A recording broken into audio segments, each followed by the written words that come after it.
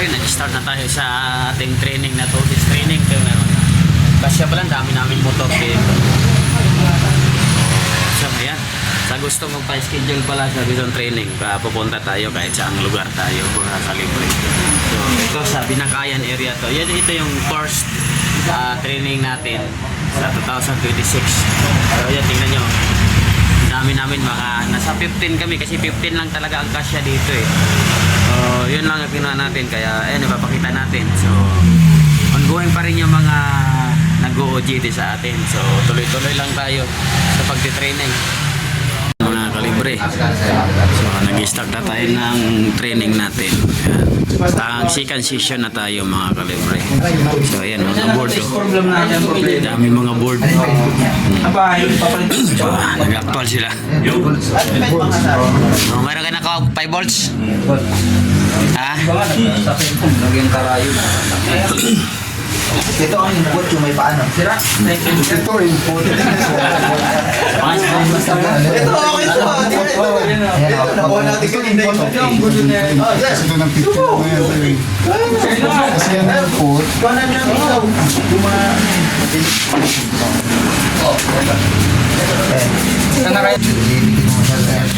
Mabaho. 12 input yan. Ito yung output niya na Ito yung ilagay mo dito yung negative. Yan, negative. Negative lagi dyan. Ano yan? Negative. IC. Regulator yan. 4 volts. Ayan, 4 volts. Ang gain niya, again. Tingnan mo ngayon kung ano. Input. Ilan? Yan 12. Yan, 12 siya, 12. Yan ang regulator niyan. Output ng 5 Yan.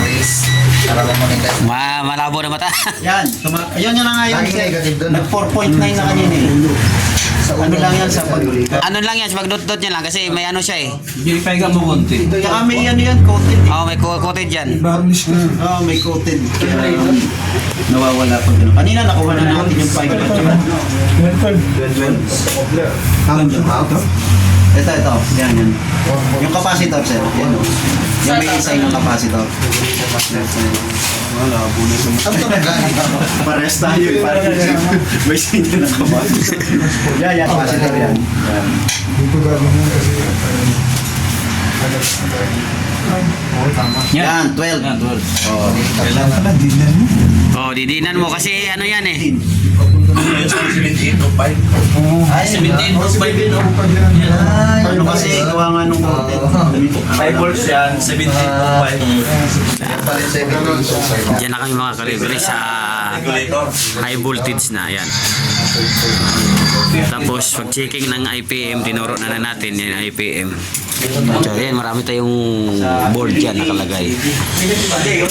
Tapos dito, pag-actual. Ano yan, sir? CCL. Wala pa? Wala pa, wala ditong voltahe. Walang 15 volts? Oo, dito. Walang out? Wala. Pero may in. May in na 15 volts. Dito? Oo. Meron. 40. 14. Dito tayo, 40. Dito wala. Dito wala. Wala naman sa mga kapatid. Hindi, okay ba itong mga ano? Ito?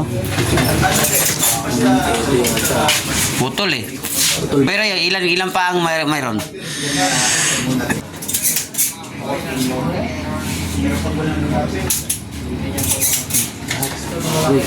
Alin pa, master? Yan. Ilang pa ba nakuha mo dito ng may voltahe? Dito? Oo. Wala eh. Ilang tatlo, wala? Wala, tatlo. Pero mayroon dito, Meron dito, meron. Meron dito. May voltahe dito, dito wala. Kunin mo dito muna sa IPM dito kung mayroon. Pag wala, sira yan yung IPM. Sira dito. Saan man nakuha yan? Bigyan naman yung dito sa ano? Nasa nakatikit. Binigyan niya dito niya binaklas eh. Dito? Oo, isa pa yan. Yan, board na yan. Ito. Sira din naman IPM yan. Pero wala yan, hindi yan putol. Yan titignan ko. Bakit pulisa? Hindi naman ano.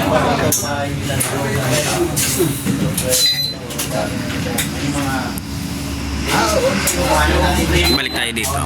Training natin. Yung mga filter capacitor. Filter capacitor ng sa iyo ba? Ito naman filter capacitor. Running na isa.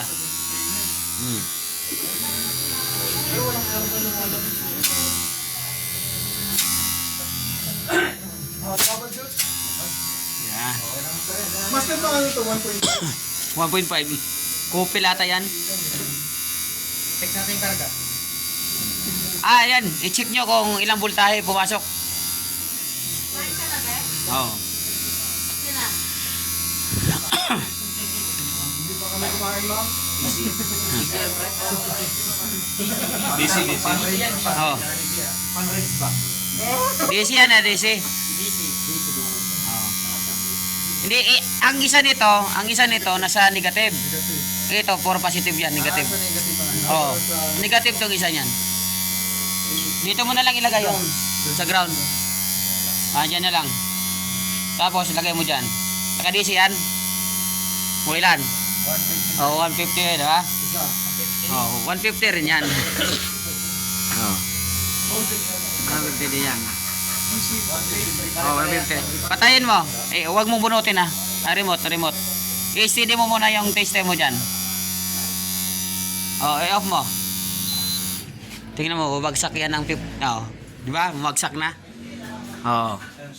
Standby, 15 volts. Yung standby na, di ba? Naka-standby siya. Meron standby. Yan yung sinabi ni ano, pagka naka-on pa rin. May ikot siya, nagre-reverse. Yan yung sabi ko. 15 volts yung Maaaring isisira. Yan. Kasi may voltage siya. Yan ang standby niya, 15 volts. Sinusukat natin. Pag naka-standby na 15. May standby. Kaya na trouble natin, 15 volts ang kinukuha natin. Kaya same sila. Same sila. Pag mag-running na, yan, pumasok na yung ano. Pumasok na yung DC niya. Dapat pare-parehas. Pareha sila, yan. Pag running. Kaya pag mag-check tayo, wala yung compressor para makita natin yung UVW, parehas. Parehas yung 15 volts. Kasi ang mag-running yan, kailangan parehas din sila eh. DC kasi bumapasok dito, DC. Kaya ang negative natin, dyan lang sa negative din. Kasi kung dito, i-check natin, dalawang tester, hindi pwede. Wala kang makukuha, puro positive bumapasok dyan eh. Kaya pala kanina 10 lang. Oo. Di ba may 410 siya? 410 yan, 410. Oo. Yan, pag umandar yan, di mo, papasok na kagad yung high voltage dyan. Pag umandar. Naka 17 ba yan? Yun. Mga 3 minutes ah. Naka-standby mode siya muna. Standby mode muna. Pag mag-una, ang IPM yun, Pasok sa mapapandar niya na yan. Ako sakali. Dyan pa lang. Matitrace muna. Iba na yung reading niya. Mag-iiba kasi sila ng reading ng voltahe. Yan, diba? Umakyat na. 150 na. Diba? 155. Pag nagtuturbo, pag busa, ibig sabihin, tumataas ang voltahe. Antayin mo mag-turbo kung tataas ang voltahe. Yan, 156.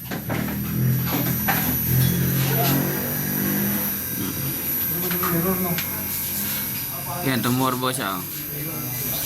Yung amperahe, tumataas dyan eh. Kasi Yan. tayo makakuha ng pera dahil walang load. Yan. Yan, tumurbo siya. Tingnan mo voltahe, pare lang din.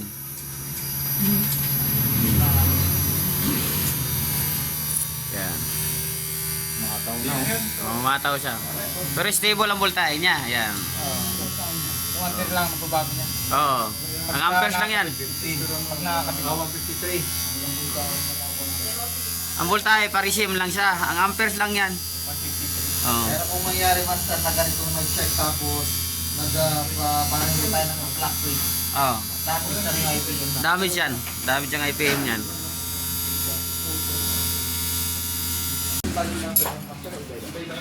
Testing. May error ang board eh. Ayan.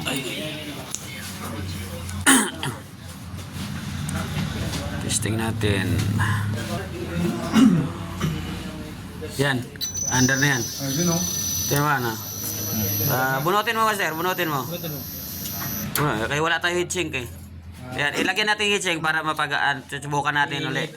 Inin. Di ba nagtumuloy na? Kung tutuloy siya. Lagyan natin heat sink kung tutuloy siya.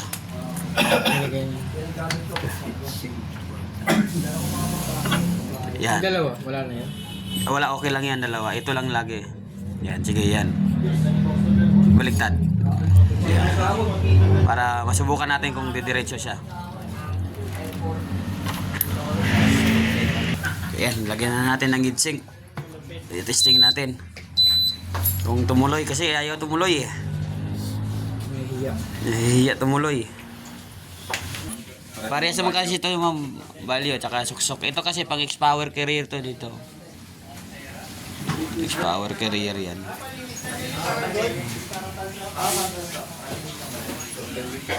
Yan ito. Pang TCL to. Ito pag common. Pag suksok dito. Ito naman, ang ano to, yung pag walang magaganito, sinusuksukan na lang namin. Ito. Kaya kailangan mayroon din kayo mga ganito pang testing eh. Para hindi na kayo nang hanap ng hanap. Kasi yung iba pag magpadala, iniiwan to sa compressor eh. Hindi na to pinadala. Sakit na lang yung inaano dyan. Ang pinapadala. Kaya mahirapan ka pagka walang ganito eh. Kung wala ka pang testingan. Yan o, gumana na yung standby o. Running na o. Pag gumana na steady na sa Steady, ganun yan yan. Yan, ganun pa rin. Ibig sabihin, hindi yun nasa inang mabuti. Oo.